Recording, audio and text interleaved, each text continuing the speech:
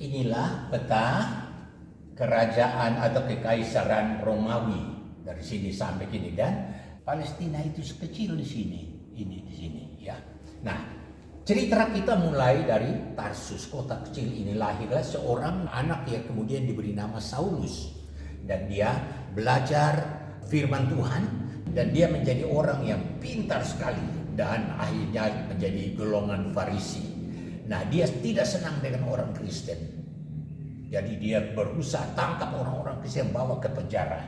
Nah, dengan surat dari imam besar, dia pergi ke Damsyik untuk menangkap orang-orang Kristen yang percaya kepada Tuhan Yesus untuk dibawa ke Yerusalem untuk dipenjara di sana. Nah, tapi pada waktu dia di depan pintu gerbang kota Damsyik, tiba-tiba Tuhan menyatakan diri kepada dia dalam cahaya yang keras, dan juga ada suara yang mengatakan, "Mengapa engkau menganiaya aku?" Dia tanya, "Siapa engkau?" "Sayalah Yesus yang engkau aniaya itu." Dan dia bangun, dia menjadi buta. Lalu mereka bawa dia masuk ke kota Damsyik, ya, dan kemudian dia didoakan di sana dan menjadi sembuh. Lalu dia percaya kepada Tuhan Yesus, dan dia mulai mengajar orang-orang bahwa Tuhan Yesus itu adalah juru selamat, Mesias, juru selamat. Tapi orang-orang yang tidak senang, mereka berusaha untuk membunuh dia.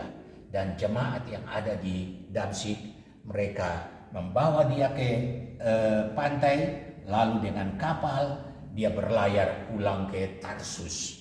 Nah, sampai di Tarsus, dia bekerja kembali sebagai tukang kemah seperti pekerjaannya dulu. Jadi di sana dia bekerja. Tetapi pada suatu hari ada seorang murid namanya Barnabas.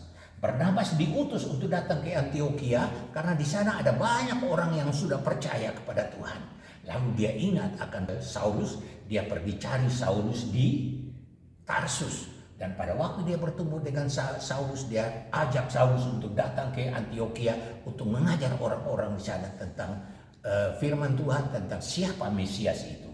Lalu dia pergi ke sana.